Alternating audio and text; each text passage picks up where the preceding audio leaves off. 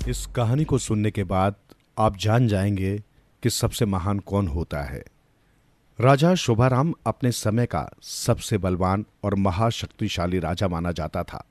जितना ही वो वीर था उतना ही बड़ा दयालु भी। वो अपनी प्रजा का हर प्रकार से ध्यान रखता था।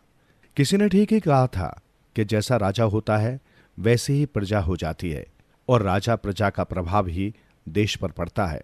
शोभाराम का देश इसलिए सबसे अधिक धनवान माना जाता था। आसपास के सारे देश राजा शोभाराम से डरते थे। यही कारण था कि शोभाराम पर किसी ने हमला करने की कभी भी हिम्मत नहीं की, क्योंकि इस बात को सब जानते थे कि शोभाराम जैसे स्वयं महान हैं, उनकी प्रजा भी उनसे कम नहीं। यदि किसी ने उस देश पर आक्रमण करने की कभी भूल की भी तो पूरे देश की जनता अपने राजा व देश के लिए जान देने हेतु तैयार रहती थी। यही कारण था कि राजा शोभाराम के शोभ देश पर किसी भी शासक की हमला करने की हिम्मत नहीं होती थी। इसलिए राजा जी हर वक्त निश्चिंत रहते थे। बेकार बैठे बैठे जब ऊब जाते तो शिकार को निकल जाते। जब शिकार से उनका मन ऊब जाता तो शतरंज में जम जाते। शतरंज से मन भर गया तो मनोरंजन की महफिल सज जाती। राग रंग में अपने आप को डुबो देते। एक बार राजा शोभाराम बैठे बैठे कुछ सोच रहे थे तो उन्हें अपने बारे में ये विचार आया कि क्या मैं वास्तव में ही एक महान व बहादुर राजा हूं। इस पर यह भी एक कमाल ही है कि लोग कहते हैं कि मुझ में कोई अवगुण नहीं, लेकिन ये सब तो मुंह देखी बातें हैं। भला राजा के मुंह पर बुराई करने की हिम्मत किसमें है। मगर इन सब बातों का निर्णय अब कौन करेगा। राजा के मन पर यही बात बोझ बनी हुई थी। उसका मन बुरी तरह उलझ चुका था। इस पर चिंता बढ़ती ही जा रही थी। राजा हो या कोई भी बड़ा आदमी, जब एक बार उसके दिल पर ऐसा कोई भूत सवार हो जाए तो उनके दिल की बेचैनी स्वतः ही बढ़ने लगती है। सुख की बातें तो ये भी होती है कि उनका निर्णय करना किसी साधारण व्यक्ति के वश की बात नहीं रह जाती, तथा न ही इन्हें किसी पर विश्वास होता है। आखिर राजा ने विवश होकर ये निर्णय लिया कि कल सुबह खुले दरबार में अपने मंत्रियों व सेनापति को बुलाकर उनसे ये पूछा जाएगा कि क्या वास्तव में ही हम महान हैं, क्या हम में कोई दोष नहीं है। राजा लोग जो बात सोच लेते हैं वही करके दिखाते हैं। अगले रोज खुले दरबार का प्रबंध करके राजा ने सर्वप्रथम अपने मंत्रियों और सेनापति को बुलाकर पूछा। सबसे पहले नंबर पर आने वाले राजा पुरोहित पंडित गंगाधर थे। उन्होंने जैसे ही राजा के पास अपना आसन ग्रहण किया तथा राजा के प्रश्न को बड़े ध्यान से सुना तो कुछ देर के लिए सोच में पड़ गए कि राजा की अच्छाई करते हैं या प्रशंसा करते हैं तो राजा इसे खुशामदी कहेंगे, चापलूस कहेंगे। बुराई करते हैं तो राजा के मन में नफरत पैदा होगी। पंडित जी को खामोश देखकर राजा बोले, हे राजपुरोहित, आप तो इतने बड़े विद्वान हैं, ज्ञानी हैं, आपको तो जल्दी फैसला कर देना चाहिए। आपको तो ये बताना ही चाहिए कि हम में क्या कमी है। महाराज, मेरे विचार में तो आप में कोई दोष नहीं है। आप महान शासक और बुद्धिमान व्यक्ति हैं। जिस राज्य के राजा का सम्मान होता हो तो ऐसे राजा की बुराई कौन करेगा। सच तो यह है कि महाराज, आप बड़े बलवान तथा विशाल हृदय के स्वामी हैं। आप प्रभु भक्त हैं, इसलिए आपको कोई भी बुरा नहीं कहेगा। राजपुरोहित के मुख से अपनी प्रशंसा सुनकर राजा बहुत खुश हुआ। फिर उसने अपने महामंत्री से पूछा, महामंत्री जी, आपका हमारे बारे में क्या विचार है। क्या हम वास्तव में ही अच्छे हैं या ये मुंह देखी बातें हैं। नहीं महाराज, वास्तव में ही आप एक महान राजा हैं और विशाल भक्ति के स्वामी हैं। आपके राज्य में किसी चीज की कमी भी तो नहीं। ऐसे राजा को कौन बुरा कह सकता है। ठीक है, आप अपने स्थान पर बैठे। महामंत्री के पश्चात सेनापति को बुलाया गया। उससे भी यही प्रश्न पूछा गया। सेनापति ने सिर झुकाते हुए कहा, महाराज, आप बहादुर भी हैं और शूरवीर भी। इसके साथ ही आप अपनी प्रजा का भी पूरा ख्याल रखते हैं। ऐसे राजा को भला कौन बुरा कहेगा। सेनापति के मुख से ऐसे शब्दों को सुनकर राजा शोभाराम और भी अधिक प्रसन्न हुए। अब उनके मन को सुख शांति मिली थी। खुले दरबार में भी उसकी प्रशंसा होना कोई सामान्य बात नहीं थी। खुला दरबार खत्म हो गया, सभी लोग उठकर चले गए तो राजा अकेला ही रह गया। राजा के मन में एकांत में एक और विचार आया कि उसके विषय में जो भी निर्णय किया गया है वो तो उसके अपने ही आदमियों का है। अपने लोगों में ये हिम्मत ही कहां है जो अपने स्वामी के विरुद्ध बोल सके। असली निर्णय तो प्रजा ही दे सकती है। अतः यदि उसे अपने विषय में सत्य जानना है तो प्रजा के बीच जाना होगा। इस विचार के आते ही राजा ने सारे देश में इस बात की घोषणा करवा दी कि राजा शोभाराम अपनी प्रजा का दरबार लगवाने जा रहे हैं। जो भी चाहे इस दरबार में बेहिचक भाग ले सकता है। राजा का जनता दरबार लगा। देश के कोने कोने से लोग इसमें भाग लेने के लिए आए। राजा ने जनता के स्वागत में कहा, मेरे प्यारे नागरिकों, आपको मैंने इसलिए बुलाया है कि मैं अपने किसी भी दोष के विषय में जान सकूं, क्योंकि मैं भी तो आप जैसा ही एक इंसान हूं। भूल तो मुझसे भी हो सकती है। कोई भूल यदि मुझसे हुई हो, इसके बारे में आप लोग निसंकोच होकर कहें। नहीं महाराज, आप में ऐसा कोई दोष नहीं है। आपने तो अपना ध्यान बाद में रखा, वह जनता का पहले। आपको बुरा कौन कह सकता है? प्रजा से भी उसे अपनी अच्छाई का प्रमाण मिल चुका था। राजा ने अपनी प्रजा का बड़ा धन्यवाद करते हुए उन लोगों को विदा कर दिया। अब राजा शोभाराम को ये तो पता चल गया था कि जनता और दरबारी लोग उससे बहुत प्यार करते हैं, मगर ये सब कुछ तो उन्होंने राजा बनकर ही तो जाना है। नहीं, ये सच नहीं है। उसकी आत्मा ने अंदर से जवाब दिया। तो सच क्या है? ये तो तभी पता चल सकता है जब वो राजा ना हो। इस विचार के आते ही राजा ने शाही वस्त्र उतारकर फटे पुराने वस्त्र पहन लिए, सिर पर पगड़ी बांध ली और रात के अंधेरे में दूर निकल गया। चलते चलते अपने शहर से बहुत दूर गांव की ओर निकल चुका था। हर गांव से गुजरते समय वहां पर थोड़ी देर के लिए रुकता, वहां के लोगों से थोड़ी देर तक बातें करता, फिर आगे निकल जाता। हर गांव के लोग एक ही बात करते थे, हमारे राजा तो बहुत ही अच्छे हैं, वे धरती पर भगवान हैं। हर गांव की जनता ने उसे न जानते हुए भी बड़ा सम्मान दिया। उसके रथ के आगे जोते बैलों को चारा और उसे खाना खिलाया। सच्चा प्रेम तो इन गांव वासियों में ही मिलता है। चलते चलते राजा का रथ एक पुल के करीब पहुंच गया। राज्य का ये विधान था कि जब भी सामने कोई बड़ा आदमी आ रहा हो तो छोटे आदमी को रास्ता छोड़ना पड़ता था। पुल के दूसरी ओर से राजा का रथ आ रहा था। उस रथ के आगे बैठे कोचवान ने जोर से कहा, देखो भाई रथ वाले, हमारे राजा श्री भीम सिंह काशी के महान और वीर शासक हैं, इनके लिए रास्ता छोड़ दो। यदि आपके स्वामी राजा हैं तो हम महाराजा हैं। हम कहते हैं कि हमारे लिए रास्ता छोड़ना आपका धर्म है। आप कहाँ के राजा हैं? राजा शोभाराम, हम शोभ देश के राजा हैं, मगर शक्ल और वेशभूषा से तो आप राजा नहीं लगते। राजा लोग अपने बारे में जनता की राय जानने के लिए वेश बदलकर निकलते हैं, तभी उन्हें अपने राज्य की सच्ची खबर मिलती है। आपकी बात को यदि हम मान लेते हैं तो भी बड़ा वही माना जाता है जिसकी बुद्धि बड़ी हो। महाराज शोभाराम, यदि आप अपने को बड़ा मानते हो तो अपने गुणों के बारे में बताओ, जिससे ये सिद्ध हो सके कि आप महान हैं। सुनो महाराज, मैं बुराई का बदला बुराई से और भलाई का बदला भलाई से देता हूं। राजा शोभाराम ने अपनी मूंछों पर ताव देते हुए कहा, यदि आप में यही गुण है तो काशी राज्य में इससे बड़ा दोष कोई नहीं माना जाता। इस दोष को बड़ा अपराध कहते हैं। क्या कह रहे हो काशी नरेश? आप होश में तो हो? क्या आपको नहीं पता कि मेरे देश की सारी जनता व मेरे दरबार में सारे के सारे बड़े ओहदेदार इस बारे में एक मत है कि राजा शोभाराम में अच्छे राजा होने के सारे गुण मौजूद हैं। राजा शोभाराम जी सुनो, मैं बुराई का बदला भी भलाई से देता हूं। जो लोग मेरा बुरा चाहते हैं मैं उनका भी भला चाहता हूं। जैसे ही राजा शोभाराम ने काशी नरेश के मुख से ये शब्द सुने तो उसे अपनी भलाई इसी बात के मानने में लगी कि महान वही होता है जो बुराई के बदले में भी भलाई करता है। वास्तव में ही आप महान हैं काशी नरेश। राजा शोभाराम ने अपना सिर उसके चरणों में झुकाते हुए कहा, कैसे हासिल करें जो आप चाहें। सफल होने के नियम 100% निष्पक्ष है। उन्हें भावनाएं नहीं है, उन्हें इसकी परवाह नहीं है कि कौन सफल हो रहा है तो कौन असफल, कौन अमीर हो रहा है तो कौन गरीब, कौन पास हो रहा है तथा कौन फेल। इसके अलावा इस नियम की दूसरी विशेषता यह है कि इनका प्रयोग कोई भी कर सकता है, कोई भी इन्हें प्रयोग में ला सकता है और सफल हो सकता है। आज के जमाने में सफल न होने के लिए कोई बहाना ही नहीं है। दुनिया में हजारों लोग ऐसे हैं जिन्हें आपसे अधिक मुश्किलों का, आपसे अधिक कठिन परिस्थितियों का सामना करना पड़ा, जिसका आप अंदाजा भी नहीं लगा सकते। फिर भी वे प्रतिकूल परिस्थितियों पर जीत हासिल करते हुए आगे निकल गए।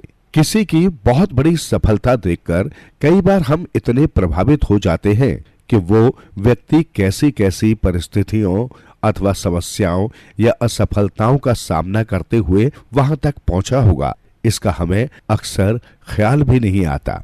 दुनिया पर शासन करने का सपना देखने वाले नेपोलियन का नाम सुनकर इस पर भरोसा नहीं होता कि किसी समय वो नौकरी की तलाश में गली गली भटकने वाला एक आम युवक रहा होगा। आज एक देश से दूसरे देश या एक महाद्वीप से दूसरे महाद्वीप तक हवाई जहाज उड़ाते हैं, लेकिन ऑरविल राइट जो हवाई जहाज उड़ाने वाला पहला आदमी था, उसकी पहली उड़ान में उसके वायुयान ने 100 फुट की दूरी तय की थी। असल में दूरी तय की थी कहना भी घटना का सही वर्णन नहीं है। ऐसा कहा जा सकता है कि जहां से उस यंत्र ने हवा में उड़ान भरी और जहां वो जमीन से टकराया, उन दोनों स्थानों का अंतर 100 फुट था। कई बार ये सोच आदमी को सफलता दूर रखती है कि जो लोग सफल हो रहे हैं वे हमसे अधिक होशियार हैं। ऐसी बात नहीं है। आपसे ज्यादा होशियार कोई नहीं है। मैकियावेली नामक एक इटालियन कूटनीतिक था। उसने कहा था, सभी मनुष्य समान तरीके से जन्म लेते हैं, समान तरीके से रोजमर्रा की जरूरतें पूरी करते हैं, समान तरीके से मरते हैं।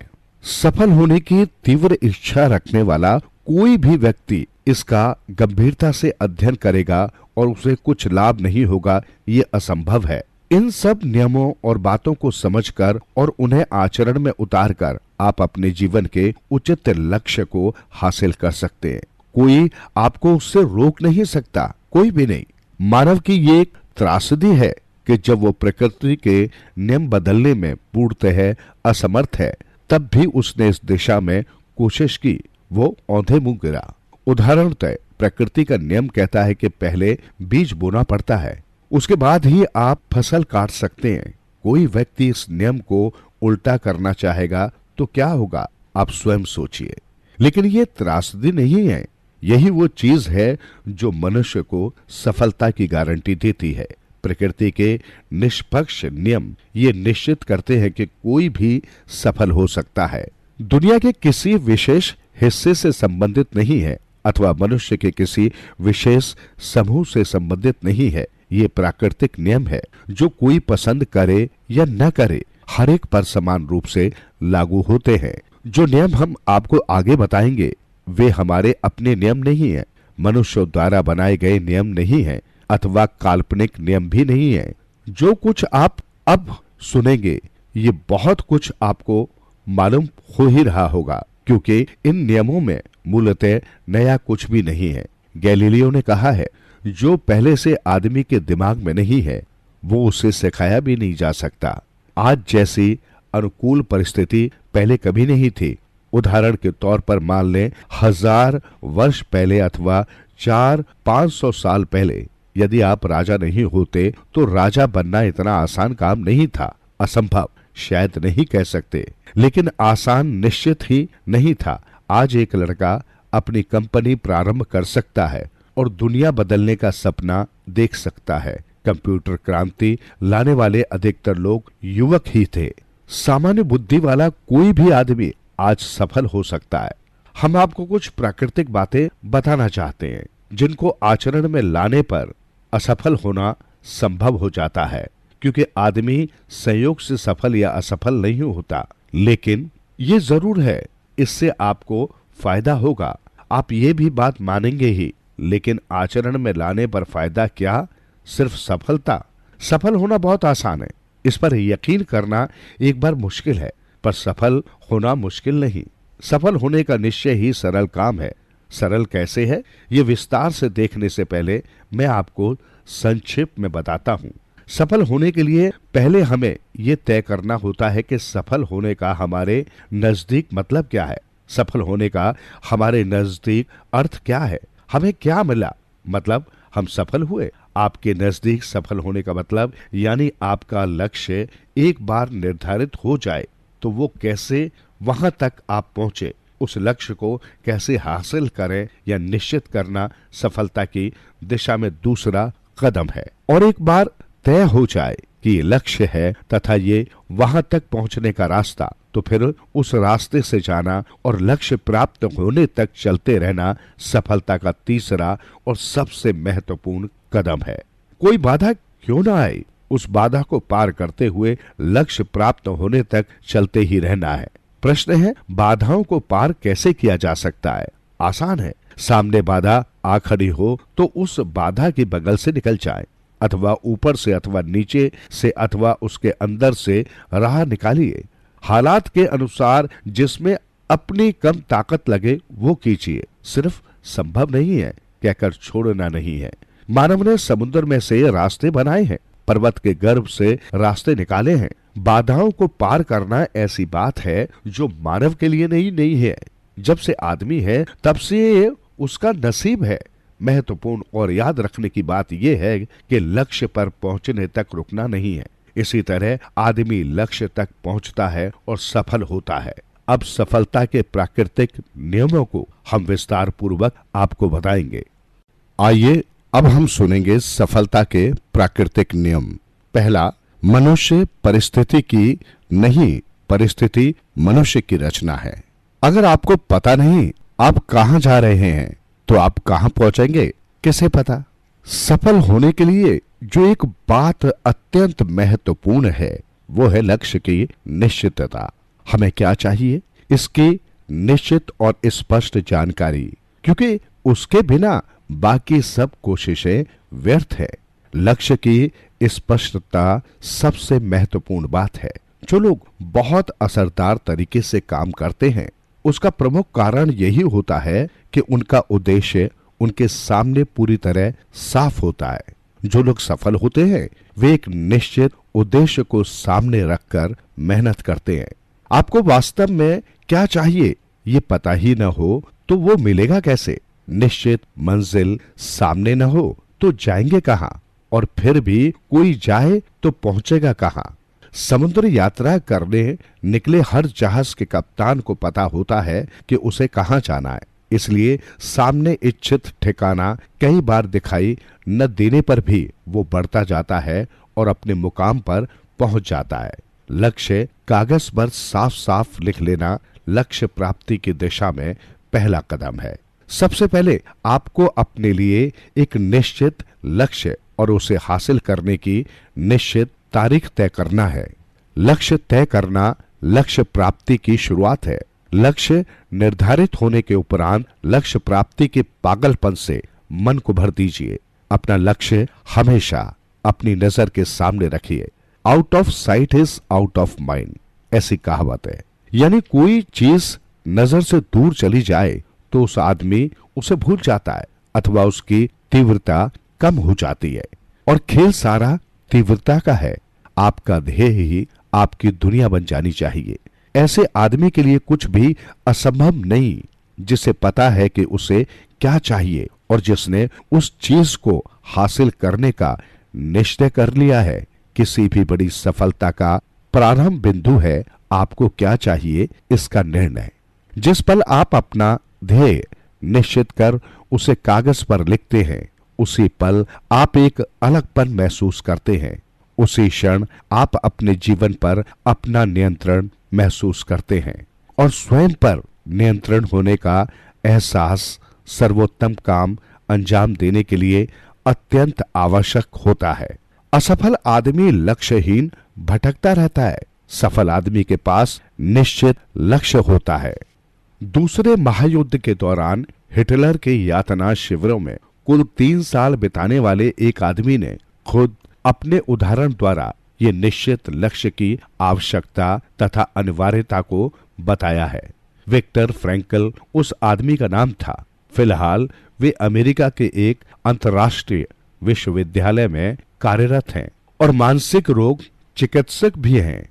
नाजी यातना शिविर में लोग रोज मौत की संभावना के साथ ही नींद से उठते थे। नाना प्रकार की यातनाएं, विषैली गैसें और भुखमरी इनकी रोज की किस्मत थी।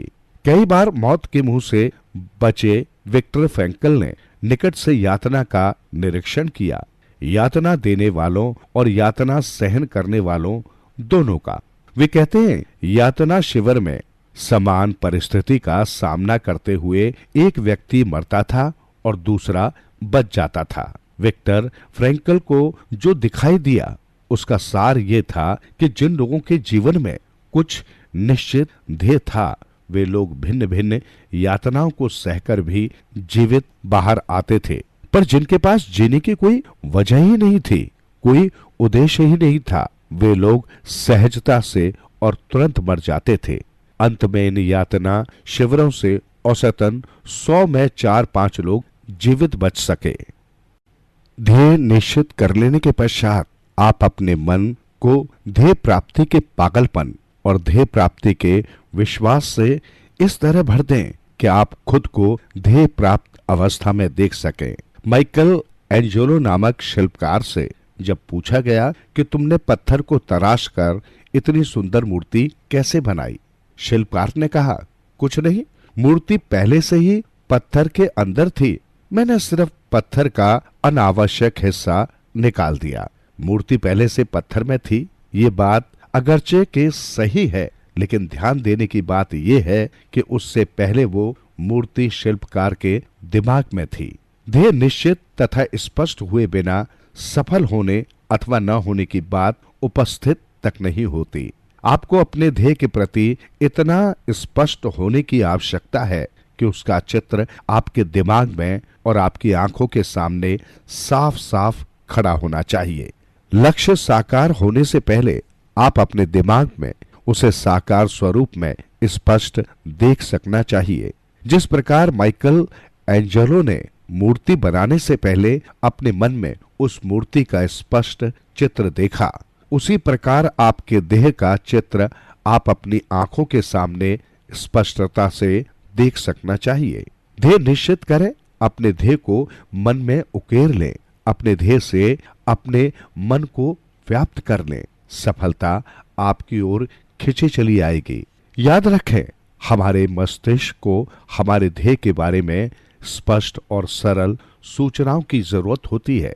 यदि हमारे सामने निश्चित ध्येय ही न हो तो ध्येय की प्राप्ति में हमारा मस्तिष्क हमारी सहायता कैसे कर पाएगा। संपूर्ण शक्ति तथा तीव्रता किसी निश्चित ध्येय पर केंद्रित कर और ध्येय प्राप्ति तक निरंतर मेहनत कर हम सफल होते हैं। जिस अनुमान में आप अपनी सभी शक्तियों को एक सुस्पष्ट और सुनिश्चित ध्येय पर केंद्रित करेंगे, उसी अनुपात में आप सफल होंगे। निश्चित ध्येय हो तो हमारा मन हमारी सारी शक्ति उस ध्येय पर केंद्रित कर सकता है। इसके विपरीत निश्चित ध्येय न हो तो हमारी शक्ति व्यर्थ हो जाएगी। लक्ष्य निश्चित न हो तो आप वैसे भी निशाना नहीं लगा सकते। स्पष्ट और निश्चित ध्येय हो तो मनुष्य अत्यंत कठिन मार्ग पर भी प्रगति करेगा। ध्येयहीन मनुष्य मार्ग कितना ही सरल होने के बावजूद कहीं नहीं पहुंचेगा। ध्येय तक पहुंचना त्रासदी नहीं, पहुंचने के लिए ध्येय न हो ये असली त्रासदी है। ऐसे व्यक्ति के लिए कुछ भी असंभव नहीं जिसे पता है उसे क्या चाहिए, उसे प्राप्त करने का जिसने निश्चय कर लिया है। कोई भी प्रतिकूल परिस्थिति इतनी ताकतवर नहीं है कि निश्चित ध्येय रखने वाले मनुष्य को हमेशा के लिए रोक कर रख सके। निश्चित ध्येय और उस तक पहुंचने का दृढ़ निश्चय रखने वाले मनुष्य से मिलने पर विरोध और रुकावटें गायब हो जाती हैं। इमर्सन। सफलता में दृष्टिकोण की भी आवश्यकता है। दृष्टिकोण बदलिए, दृश्य बदलेगा। मनुष्य की क्षमता, मनुष्य की कल्पना शक्ति असीम है। किसी भी घटना में आपको खुश करने अथवा दुखी करने की ताकत नहीं होती। कोई भी घटना हो या उस घटना की ओर देखने का आपका दृष्टिकोण ये तय करता है कि उस घटना के कारण आप प्रसन्न होंगे या दुखी या कुछ भी नहीं। किसी भी चीज को अथवा घटना को उतना ही महत्व या उतनी ही कीमत प्राप्त होती है जितनी आप देते हैं। किसी घटना का अर्थ आप कैसे लगाते हैं, उस पर आपकी प्रतिक्रिया निर्धारित होती है। ध्यान रखें, स्वयं को शक्ति हम स्वयं ही देते हैं, स्वयं से शक्ति हम ही निकाल लेते हैं। कैसी भी परिस्थिति हो, आप उसे ऐसा स्वरूप दे सकते हैं कि उससे आपको शक्ति ही मिले। देखने का नजरिया आप तय करते हैं। किसी घटना का असर आप पर क्या हो, ये घटना नहीं ठहराती, आप ठहराते हैं।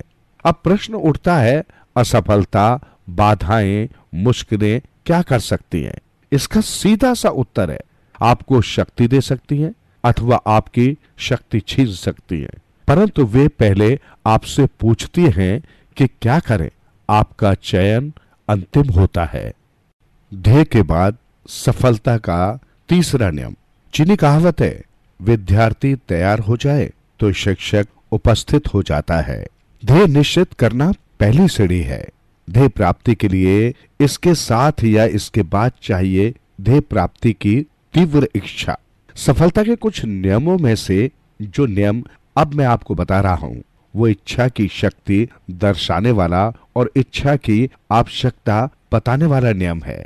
ये नियम बताता है कि जब तीव्र इच्छा लेकर आप ध्येय की दिशा में जाते हैं, इतनी तीव्र इच्छा लेकर कि जब भी आपके सामने कोई बाधा या असफलता आती है तो आपकी इच्छा और भी तीव्र हो जाती है। जादू की तरह घटनाएं घटित होने लगती हैं।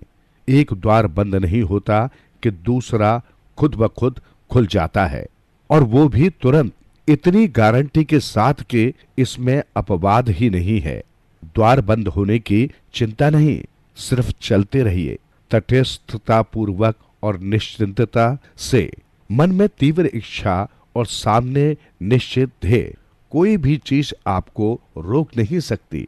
ऐसा एक भी आदमी इस दुनिया में नहीं है जो आपको आपके ध्येय की प्राप्ति से रोक सके। इच्छा तीव्र हो तो राह में कोई भी बाधा आए, उस बाधा को पार करने का रास्ता आपको मिलेगा ही।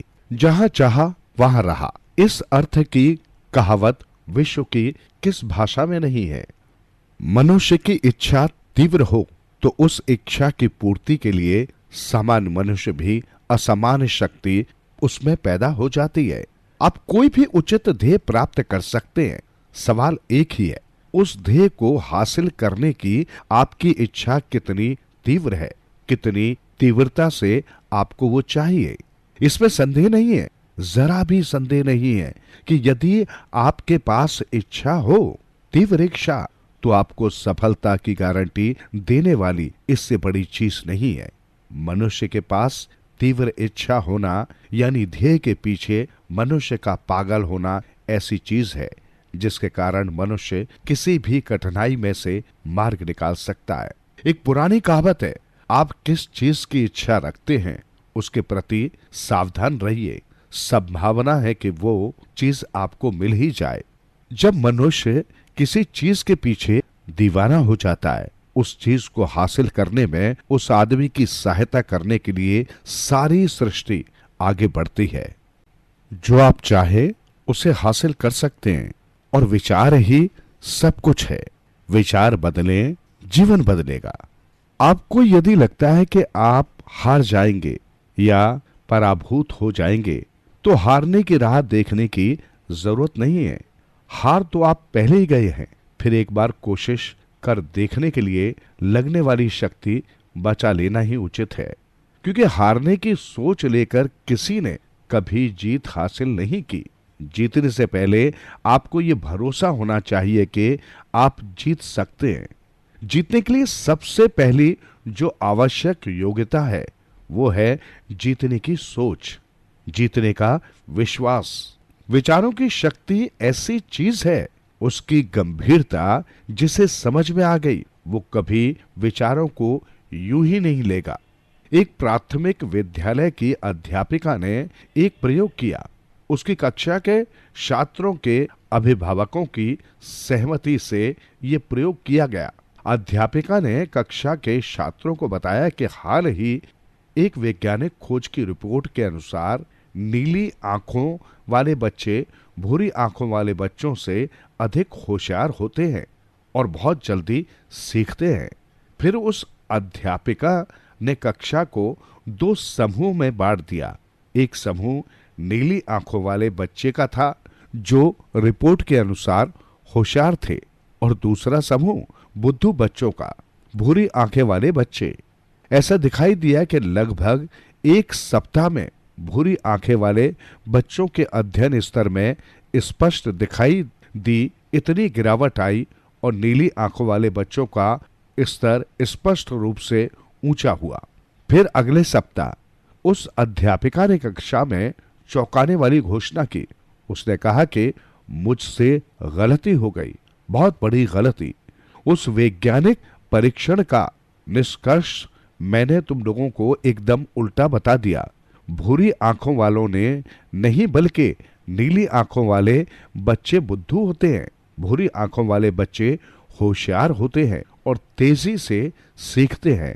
इस घोषणा के उपरांत भूरी आंखों वाले बच्चों का स्तर सुधरने लगा और नीली आंखों वाले बच्चों के स्तर में गिरावट आने लगी। हम जो सोचते हैं अंत में हम वही बनते हैं। इतनी आसान बात है, इसलिए समझ बूझकर विचार चुनिए। जो चाहिए सिर्फ उसी पर अपनी सोच केंद्रित कीजिए, जो नहीं चाहिए उस ओर ध्यान ही मत दीजिए। अधिकतर असफल लोगों में जो समानता दिखाई देती है वो ये है कि एक तो उन्हें अपने विचारों का स्वयं पर जो असर होता है उसका अंदाजा ही नहीं होता, या फिर जानकर भी वे इस ओर ध्यान नहीं देते। असफलता के बारे में क्यों सोचें जब सफलता के बारे में सोचने के लिए भी उतनी ही शक्ति लगती है। गलत सोच हमारी शक्ति छीन लेती है, सही सोच हमें शक्ति प्रदान करती है। अपनी सोच से खुद पर लादी गई सीमा को छोड़कर अन्य कोई सीमा नहीं है। अपनी सीमा हम ही ठहराते हैं। ध्यान रखें, आप क्या और कितना कर सकते हैं इसकी सीमा और सिर्फ आप ही तय कर सकते हैं। वायुगतिकी के अनुसार तितली को उड़ना नहीं आना चाहिए, फिर भी वो उड़ती है। पता है क्यों? क्योंकि तितली को इस बात का पता ही नहीं है। विशेषज्ञ जब घोषणा कर देते हैं कि कोई चीज की ही नहीं जा सकती, तब कोई बच्चा जाता है और सीधे करके लौट आता है। पता है ऐसा क्यों होता है? क्योंकि किया नहीं जा सकता ये उस लड़के को पता ही नहीं होता। आप क्या कर सकते हैं अथवा क्या बन सकते हैं इसकी कोई सीमा नहीं है। जो है वो आपको ही तय करनी है। इस कहानी को सुनने के बाद आप अपने मार्ग से कभी नहीं भटकोगे। आइए सुनते हैं ये कहानी। बुद्धकालीन राजगृह में एक विशिष्ट कन्या का जन्म हुआ। वो अत्यधिक रूपवती थी, इस कारण उसका नाम रखा गया शुभा। ये वो शुभा नहीं थी जिसका जन्म एक श्रेष्ठी परिवार में हुआ था। इन दोनों बालाओं में अनेक समानताएं थी। दोनों का जन्म राजगृह में हुआ। दोनों अद्भुत रूपसी थी। दोनों ने धर्म मार्ग का चयन किया। दोनों भिक्खुणी संघ में दाखिल हो गई। हमारी नायिका शुभा की कहानी अत्यंत मार्मिक है। उससे इस शुभा की चारित्रिक दृढ़ता का प्रमाण मिलता है। उसके जीवन की एक घटना उसे दूसरों से अलग करती है। एक बार भिक्खुणी शुभा वैदराज जीवक के अम्रवन की ओर जा रही थी। रास्ते में एक आवारा युवक ने उसका रास्ता रोक लिया। शुभा ने उससे कहा, भाई मैंने तुम्हारा क्या बुरा किया है कि तुम इस तरह मेरा रास्ता रोक रहे हो? जानते नहीं, अनासक्त भिक्खुणियों का स्पर्श करना पुरुषों के लिए उचित नहीं है। मैं निष्कलंक हूँ, मैं निर्मल हूँ, तुम क्यों मेरा रास्ता रोकते हो? किंतु वो युवक शुभा के रास्ते से नहीं हटा। उसने शुभा की बातों का कोई उत्तर भी नहीं दिया। शुभा ने फिर कहा, तुम्हारा मन मलिन है, मेरा हृदय शुद्ध है। तुम्हारे अंदर वासना है, मुझ में कोई वासना नहीं है। तुम कलंकित हो, मुझ में कोई कलंक नहीं है। मेरा मन हर प्रकार से उन्मुक्त है। तुम मेरा रास्ता क्यों रोकते हो? तब उस युवक ने शुभा से कहा, तुम युवा हो, तुम निष्पाप हो, इस संसार त्याग से तुम्हारा क्या भला होगा? इन काश्य वस्त्रों को उतार फेंको। आओ हम इस पुष्पित वन में आनंद का भोग करें। कुसुमराज से श्वासित ये वृक्ष चाहू और मधुर गंध बिखेर रहे हैं। आओ हम इस पुष्पित वन में आनंद का भोग करें। उस कामी पुरुष ने युवा और असीम रूप की रानी शुभा को इन शब्दों से फुसलाने बहलाने का प्रयास किया। उसने शुभा का रास्ता नहीं छोड़ा। उसने आगे कहा, अपने मस्तक पर पुष्प गुच्छ उठाए ये वृक्ष पवन के झोंके से हिलकर कैसी मधुर ध्वनि उत्पन्न करते हैं। बताओ, इस वन में एकाकी विचरण करके तुम्हारी कौन सी साध पूरी होगी। जब शुभा ने कोई प्रतिक्रिया नहीं दी, कोई प्रत्युत्तर नहीं दिया, तो उस युवक ने फिर कहा, बताओ, तुम इस निर्जन भयंकर सघन वन में अकेली कैसे जा सकती हो, जिसमें विषैले जंतुओं का बाहुल्य है, जिसे यायावर और जंगली हाथी रौंदते रहते हैं। शुभा ने उसकी बात का फिर भी कोई उत्तर नहीं दिया।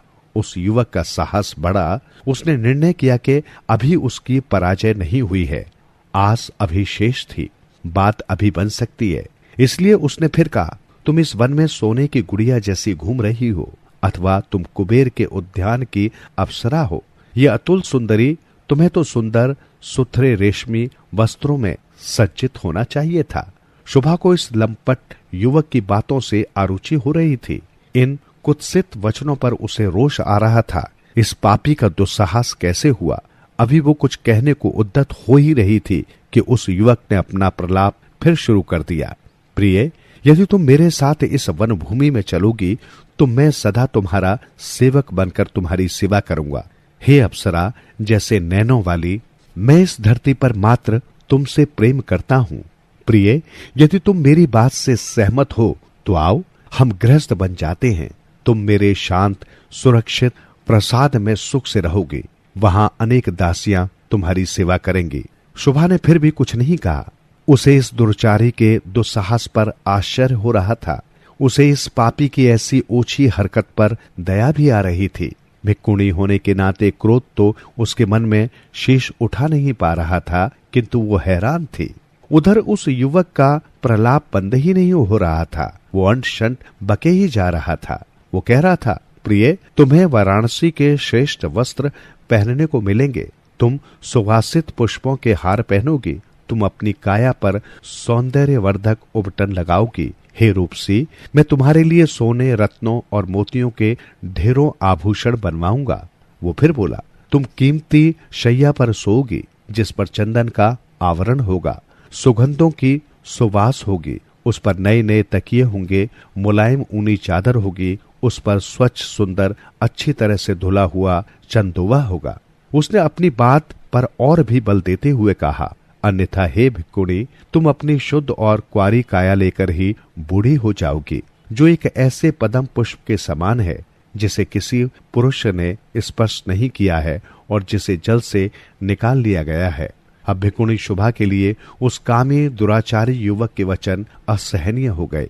उसका इतना दुस्साहस, क्या उसे संसार में काम भोग के अतिरिक्त कुछ दिखाई नहीं देता? क्या वो इतना अंधा, इतना अज्ञानी है? अब उसे कहना ही पड़ा, अरे मूर्ख, तुम जिस काया पर आसक्त हो रहे हो वो और कुछ नहीं, मात्र एक लाश है जिसमें मांस और अन्य मलिनताएं भरी हैं। इससे मात्र शमशान में वृद्धि होती है और ये क्षणभंगुर भी है। इस देह में ऐसा क्या है जो तुम इतने मोहित हो रहे हो? उस पुरुष की आंखों पर मोह का पर्दा पड़ा था। उसके मन पर अज्ञान का पर्दा पड़ा था। उसे कुछ नहीं दिख रहा था। उसे कुछ नहीं सूझ रहा था। उसकी वासना ने उसे हठी बना दिया था। उसने फिर भी हार नहीं मानी। वो मूर्खता में अड़ा रहा। उसने फिर कहा, हे रूपसी, तुम्हारे नैन हिरनी जैसे हैं, अथवा जैसे पर्वतों के बीच कोई अप्सरा बैठी हो। ये नैन मेरी वासना को भड़का रहे हैं। इन नैनों ने ही मुझे तुम पर आसक्त किया है। ये नैन तुम्हारे मुख पर शुद्ध, स्वर्णिम, सुशोभित हैं। इनकी आभा पदम कलिका को भी फीका कर देने वाली है। हे अप्सरा, जैसे नैनों वाली हे सुंदरी, तुम्हारी भ्रू कितनी बड़ी है, कितने मादक नैन है तुम्हारे।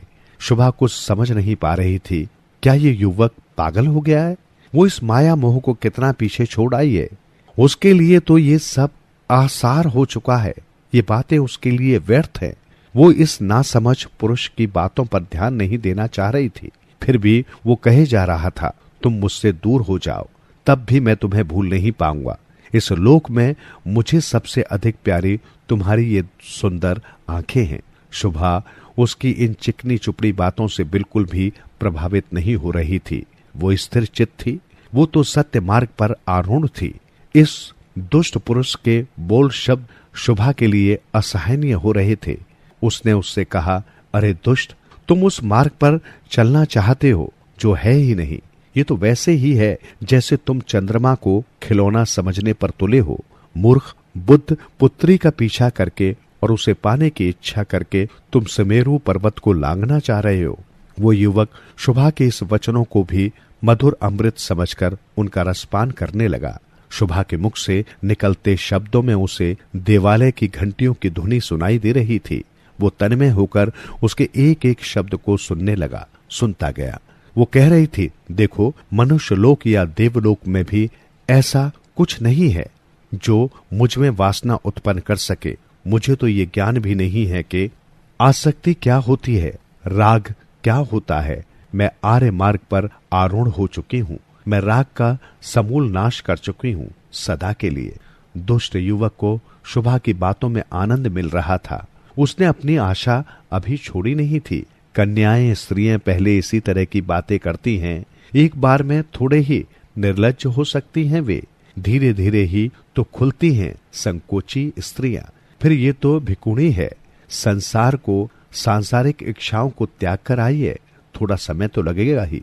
वो इस प्रकार स्वयं को सांत्वना दे रहा था कि शुभा के ये शब्द सुनाई दिए। मुझे ज्ञान नहीं कि फेंक दिए गए जलते कोयले के समान अथवा उड़ेल दिए गए विष चषक के समान मेरी इच्छा, मेरी वासना कहाँ विलुप्त हो गई है।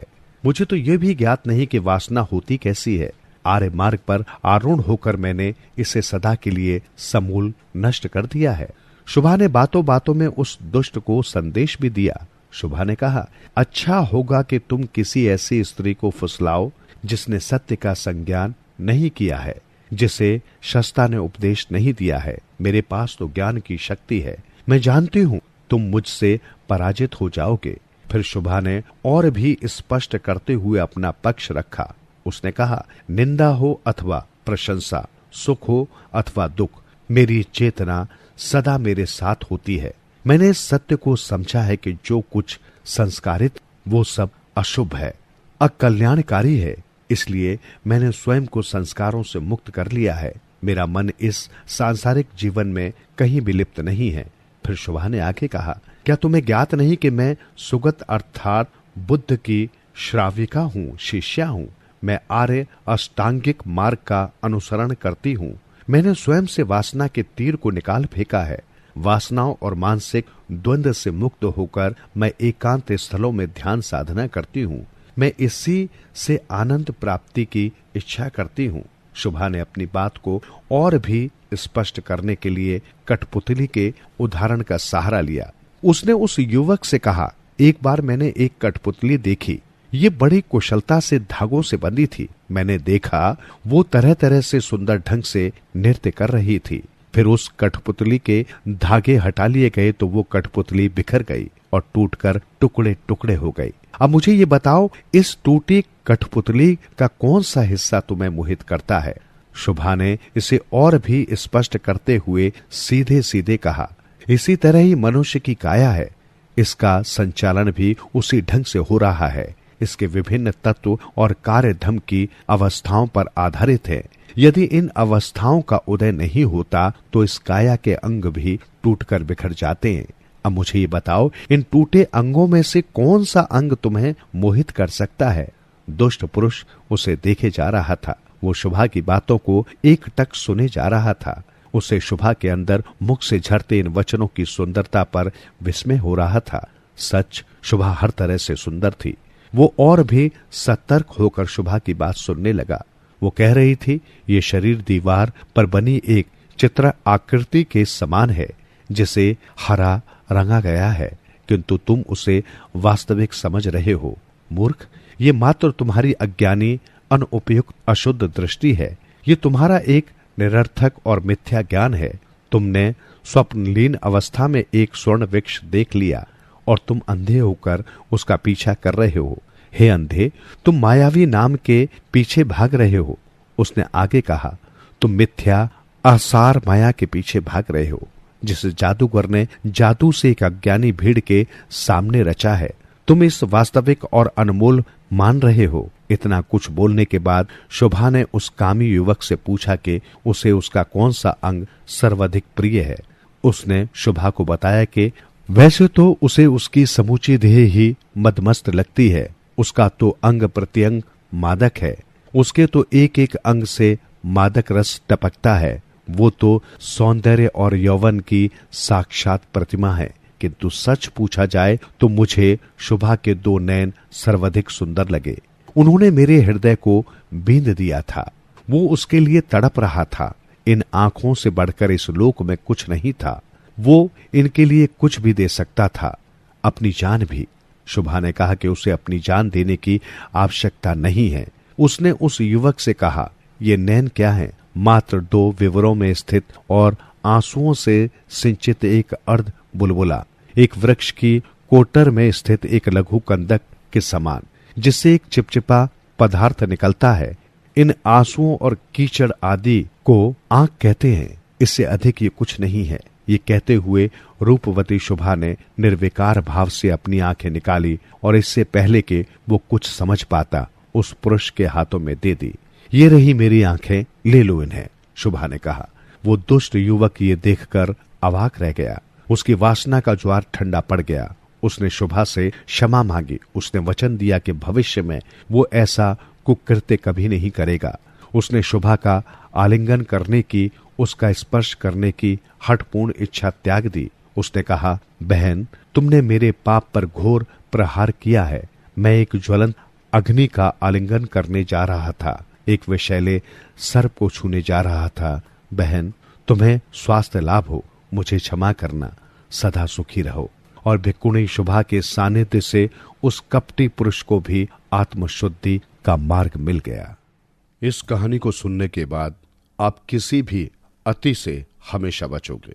कठोर तपस्या में 6 वर्ष बिता देने के पश्चात सिद्धार्थ को स्व उत्पीड़न की आसरता और निरर्थकता का ज्ञान हुआ। तब करते करते उनका शरीर क्षीण हो गया था। सीने की पसलियां स्पष्ट दिखाई देने लगी थी। पीठ और पेट मिलकर एक हो गए थे और पीठ पकड़ते तो पेट हाथ में आता। नहीं, ऐसे नहीं चल सकता। वे इस नतीजे पर पहुंचे, इस तरह तो वे उस परम ज्ञान को प्राप्त नहीं कर सकते जिसकी खोज में उन्होंने अभी निष्क्रमण किया था। पर्याप्त सोच विचार करके उन्होंने कोरी तपस्या का मार्ग त्याग दिया। उन्होंने स्वयं मध्यम मार्ग का अन्वेषण किया, जो 2 अंतों अर्थात लगातार भोग विलास और निरंतर स्वयं उत्पीड़न के मध्य का मार्ग था। जब उन्होंने तपस्या का मार्ग त्यागा तो उन 5 साथियों ने उनका त्याग दिया जो उन्हें महान संत समझकर उनके साथ लगे हुए थे। किंतु सिद्धार्थ अपने प्रयत्न से विचलित नहीं हुए। भले ही वे 5 जो पंचवर्गीय भिक्षु कहलाए, उन्हें पथ से भटक गया विचार कर उनका साथ छोड़ गए, फिर भी उन्होंने अपना संघर्ष जारी रखा और वे सफल हो गए। उन्होंने बोधि लाभ किया और बुद्ध हो गए। बुद्ध बनने पर उनके मन में ये विचार आया कि जो परम ज्ञान उन्होंने प्राप्त किया है, उस ज्ञान का उन्हें प्रचार प्रसार करना चाहिए।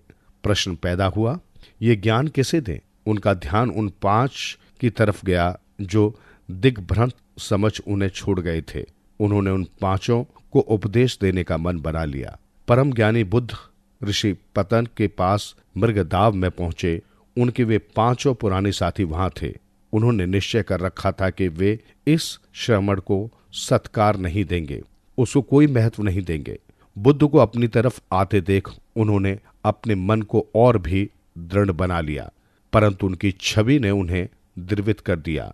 वे सारे उल्हाने आपत्तियां भूल बुद्ध के आगे नतमस्तक हो गए। बुद्ध ने अपना प्रथम उपदेश इन पंचवर्गीय भिक्षुओं को ही दिया। उनका ये उपदेश धर्मचक्र प्रवर्तन के नाम से प्रसिद्ध है। इस उपदेश में उन्होंने स्वयं प्रतिपादित मध्यम मार्ग की व्याख्या की। बुद्ध के उपदेश से प्रभावित हो उन 5 ने बुद्ध की शिष्यता ग्रहण की। वे बुद्ध के शरणागत हो गए। ये प्रसंग बनारस के पास का है। उन दिनों बनारस में एक धनी सेठ रहता था। उसका एक इकलौता पुत्र था। उसका नाम था यश। कहना न होगा कि यश को सभी तरह की सुख सुविधाएं प्राप्त थी। उसके पास विशाल धन संपदा थी, अपार वैभव था, असीम ऐश्वर्य था। एक संकेत पर संसार की कोई भी भौतिक निधि उसके लिए प्रस्तुत हो जाती थी। पिता ने यश के लिए सभी भौतिक सुख के साधन जुटा रखे थे। ब्रह्मा प्रवेश की कोई समस्या, कोई कठिनाई उसे छू तक नहीं सकती थी। पिता का पूरा प्रयत्न था कि दुख नाम की कोई अनुभूति उसे कभी हो ही नहीं। यश के दिन इस प्रकार सुख की छांव में ही कट रहे थे। सेठ पिता ने यश की युवावस्था में उसका विवाह कर दिया था, जिससे कि वो भोग विलास की सुहानी सुखद क्रीड़ाओं में मगन रहे। पत्नी के अलावा कितनी ही अन्य कमसिन और रूपवती बालाएं थी जो उसकी हर तरह की सेवा के लिए सदा तत्पर रहती थी। पिता का उद्देश्य था कि उनका इकलौता पुत्र किसी तरह उबे नहीं, उसे किसी तरह से अरुचि न हो। विडंबना यही है कि मनुष्य के जीवन में जिस चीज की, जिस बात की अति होती है, वो एक दिन उससे उब जाता है। यौवन का नया नया उत्साह जब तक रहा, नई नई उमंग और ऊर्जा तब तक रही। यश ने रूप रस का छक्कर पान किया। उसके दिन रात के अधिकांश पल उन युवा रूपसियों के सानिध्य में व्यतीत होते थे। वह उन्हीं के रूप पाश में सोता और उन्हीं के रूप पाश में जागता था। उसके लिए लगातार इस झुंड में परिवर्तन होता रहता, जिससे कि वो उबे नहीं। एक युवक को इससे ज्यादा और किस वस्तु की कामना हो सकती है। खूबसूरत बालाओं के इस झुंड में संगीत और कला की साधिकाएं भी थी। एक रात यश की नींद उचट गई। उसने अपने चारों ओर दृष्टि डाली। उसकी आंखों ने जो देखा, उससे उसके मन में गहन वितृष्णा उत्पन्न हुई। उसके आसपास उसकी वे सुंदर सेविकाएं बेहोश सी पड़ी थी। उन्हें अपने अंग प्रत्यंग का कोई होश नहीं था। वस्त्र इधर उधर पड़े थे। नग्न देहों में कोई आकर्षण नहीं था। वे उबाऊ दृश्य उत्पन्न कर रही थी। क्या यही है सौंदर्य? यही यौवन है? यही जीवन है?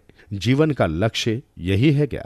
यश के मन में अनेक प्रश्न कांटे की भांति चुभने लगे। एकाएक वो दुखी हो गया। दुख की एक तीव्र अनुभूति ने उसके मानस को मथकर रख दिया। उसे लगा वो मानसिक संतुलन खो देगा। वो कुंठित हो गया। यश को सब कुछ बेकार आसार लगने लगा। क्या अर्थ है इस जीने का? क्या उपयोगिता है इन सुखों की? क्या महत्व है इस भोग विलास का? उसका मन हुआ सब कुछ छोड़ छाड़कर कहीं भाग जाए, इस घृणित वातावरण से कहीं दूर, जहां उसे मानसिक शांति मिल सके। हाँ संताप, हाँ पीड़ा, कहते हुए वो घर से निकल गया। वो इस दमघोटू वातावरण से यथाशीघ्र दूर हो जाना चाहता था। यहां से यथाशीघ्र भाग जाना चाहता था वो। इस तरह हाँ संताप, हाँ पीड़ा कहता और श्वास भरता यश जब घर से निकल गया तो वो वहां पहुंच गया जहां बुद्ध उन दिनों विहार कर रहे थे। बुद्ध ने यश को उस प्रथम उजास में देखा और उसका करुण विलाप सुना तो उनकी करुणा जाग गई। यहाँ कोई संताप नहीं है, यहाँ कोई पीड़ा नहीं है। उन्होंने अनुकंपा से ओतप्रोत अपनी मधुर वाणी में यश को प्रबोधित किया। करुणानिधि बुद्ध के इन शब्दों ने यश के पीड़ित मन पर सांत्वना की शीतल फुहार छोड़ी। उसका संताप रुक गया। उसके दुखी मन को थोड़ी शांति मिली। तब बुद्ध ने यश को सम्यक उपदेश दिया। उपदेश सुनकर यश का सारा कष्ट जाता रहा। उसका दुखी मन शांत हो गया। जब भोर हुई और यश अपनी सेज पर नहीं मिला तो सेठ के महल में हाहाकार मच गया। यश कहाँ है, कहाँ गया है यश की गूंज सब तरफ फैल गई। परिवार चिंता में डूब गया। ये असामान्य था। पहले तो ऐसा कभी नहीं हुआ था। सभी दिशाओं में सेवक दौड़ाए गए। यश का पिता स्वयं उसकी खोज में निकल पड़ा। यश को ढूंढते ढूंढते वो उसी दिशा में निकल आया जहां बुद्ध विराजमान थे।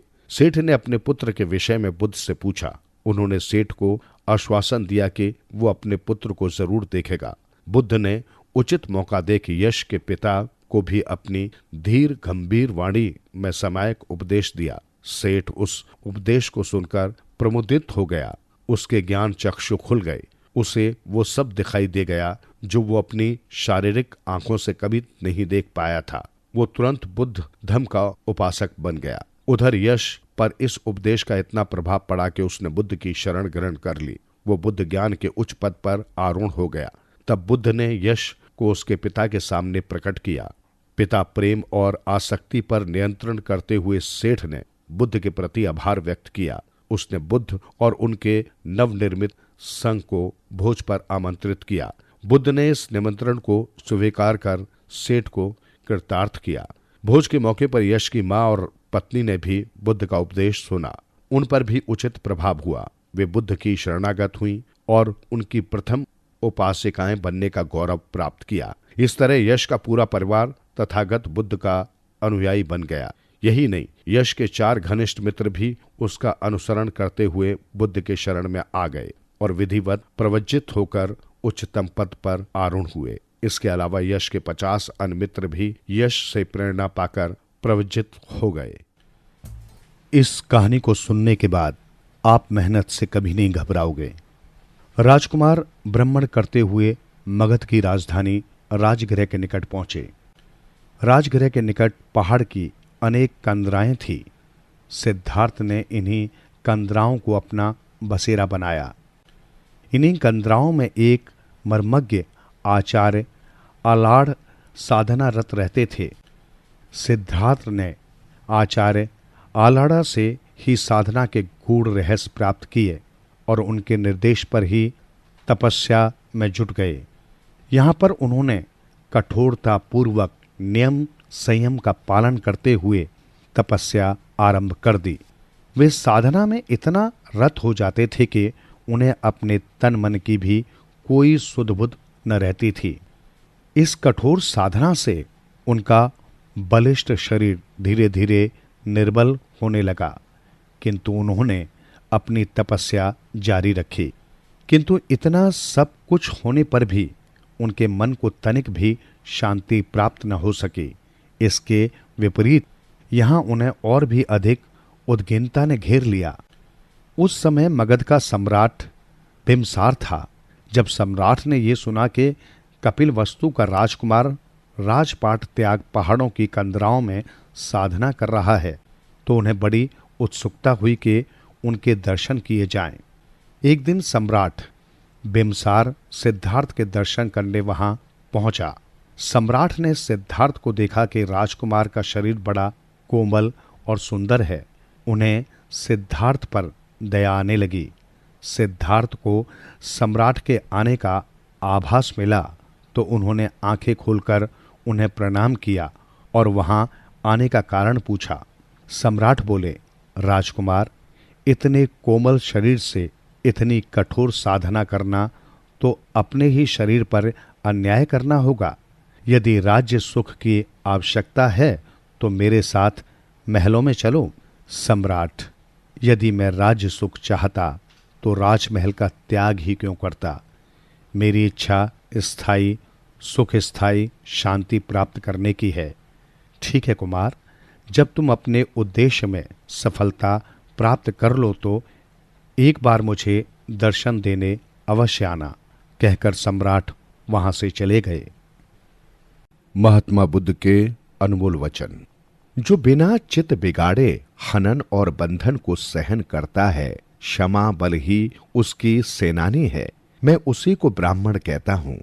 जो अक्रोधी है, व्रती है, शीलवान है, बहुश्रुत है, संयमी है और अंतिम शरीर वाला है, उसे ही मैं ब्राह्मण कहता हूँ।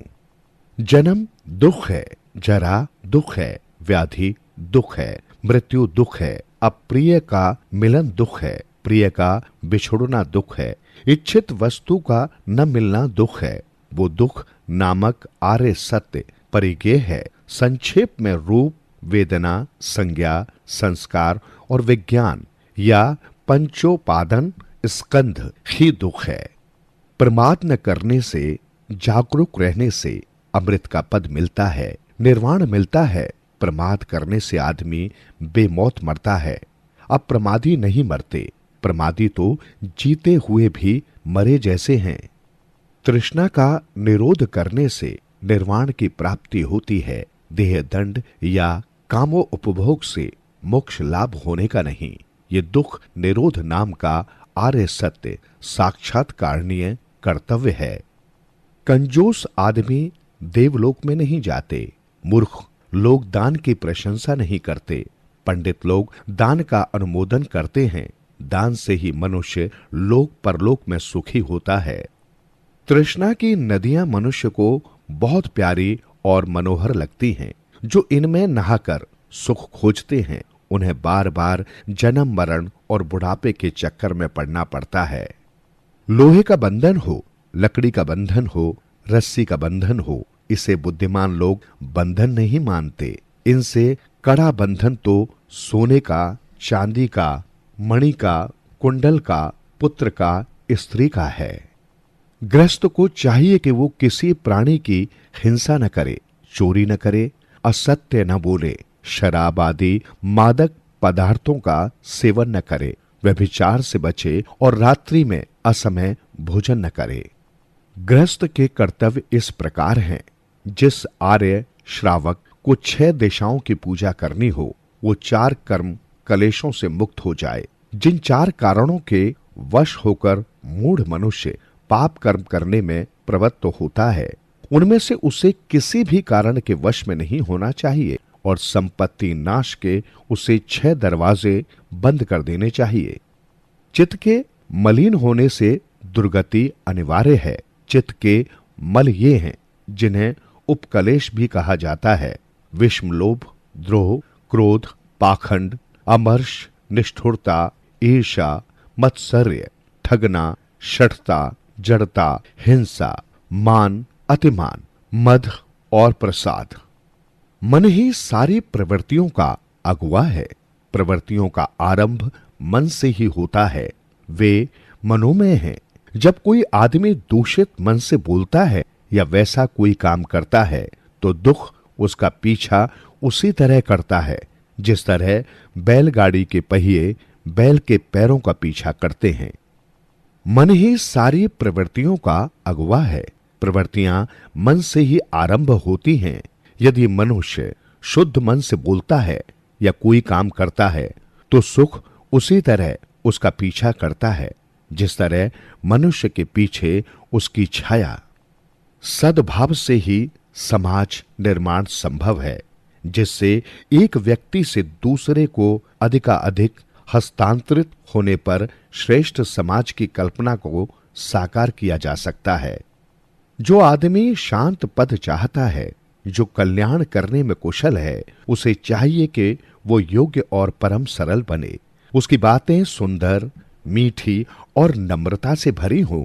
उसे संतोषी होना चाहिए। उसका पोषण सहज होना चाहिए। कामों में उसे ज्यादा फंसा नहीं होना चाहिए। उसका जीवन सादा हो, उसकी इंद्रियां शांत हो, वो चतुर हो, वो ढीठ न हो। किसी कुल में उसकी आसक्ति नहीं होनी चाहिए। वो ऐसा कोई छोटे से छोटा काम भी न करे जिसके लिए दूसरे जानकार लोग उसे दोष दें। उसके मन में ऐसी भावना होनी चाहिए कि सब प्राणी सुखी हो, सबका कल्याण हो, सभी अच्छी तरह रहें। कोई किसी को न ठगे, कोई किसी का अपमान न करे, वैर या विरोध से एक दूसरे के दुख की इच्छा न करे। माता जैसे अपनी जान की परवाह न कर अपने इकलौते बेटे की रक्षा करती है, उसी तरह मनुष्य सभी प्राणियों के प्रति असीम प्रेम भाव बढ़ाए।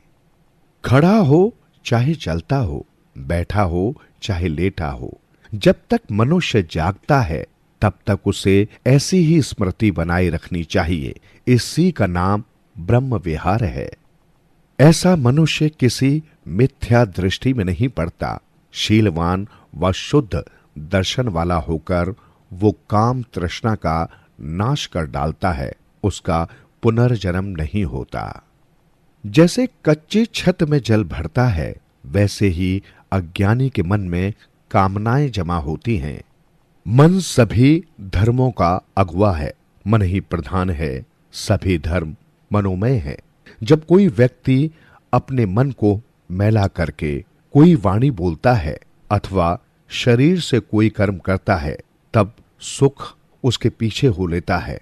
जैसे कभी न छोड़ने वाली छाया संग संग चलने लगती है,